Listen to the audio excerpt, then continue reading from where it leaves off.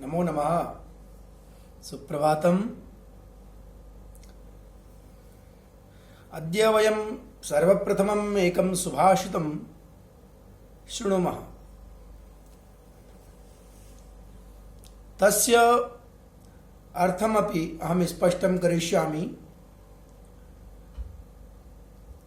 अनन्तशास्त्रं बहुला च विद्या, अल्पश्च कालो बहुविघ्नता च, यत्सारभूतं तदुपासनीयं, हंसो यथा क्षीरमिमाम्बुमध्यात्।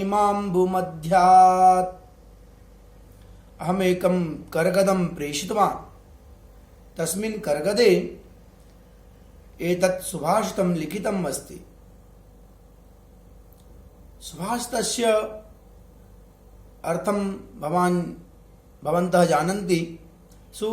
अच्छे भाषितम कहा गया, अच्छी वाणी जो बोली गई है विद्वानों के द्वारा, उसी को हम सुभाषित कहते हैं। तो इस सुभाषित में क्या कहा गया? अनंत शास्त्रम, शास्त्र अनंत है। न अंतः इति अनंतः, जिसका अंत ना हो उसे अनंत कहा जाता है।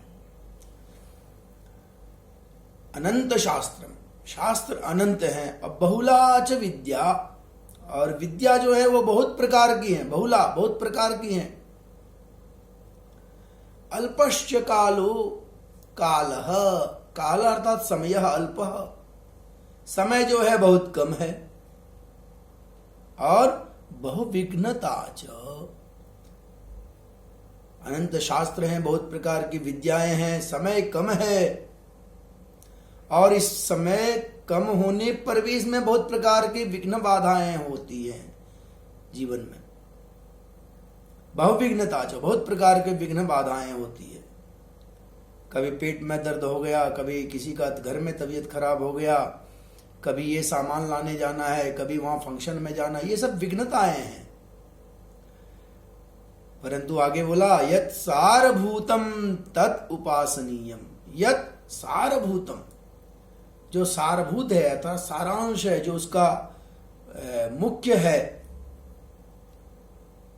तत् उपासनीयम, उसकी उपासना करनी चाहिए। गमनीयम अर्थात जाना चाहिए, हसनीयम अर्थात हंसना चाहिए। तत् उपासनीयम, उसकी उपासना करनी चाहिए। जो सारभूत है, उस शास्त्र का, उस विद्या का जो सारांश है, जो मूल तत्व है, मूल ज्ञान है, उसकी उपासना करनी चाहिए। जैसे उदाहरण दिया, हंसो यथा क्षीर मीमांबु मध्यात्। हंसः यथा, जैसे हंस,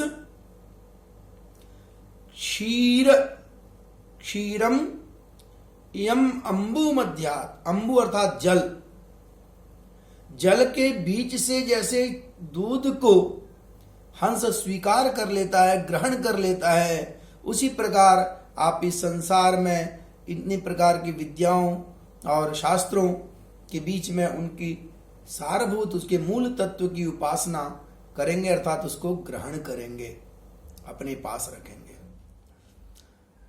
इसके बाद ये जो मैंने संधि के कुछ गृह कार्य दिए थे, उन सबों का उत्तर मैं पृष्ठ में भेज दिया हूं। और मैं एक बोर्ड की व्यवस्था कर रहा हूं। अभी लॉकडाउन है, बहुत असुविधा होती है, बाहर निकलने में बहुत डर लगा रहता है। डरना भी चाहिए ऐसे दुश्मन से जो दिखाई न दे, दिखाई दे उससे नहीं डरना चाहिए, परंतु ये अदृश्य शत्रु हैं, अतः घर में रहना ही लाभप्रद होगा। तो मैं एक बोर्ड की व्यवस्था कर रहा हूं, कल से मैं कोशिश करता हूं बोर्ड पर आने का। धन्यवाद। नमो नमः।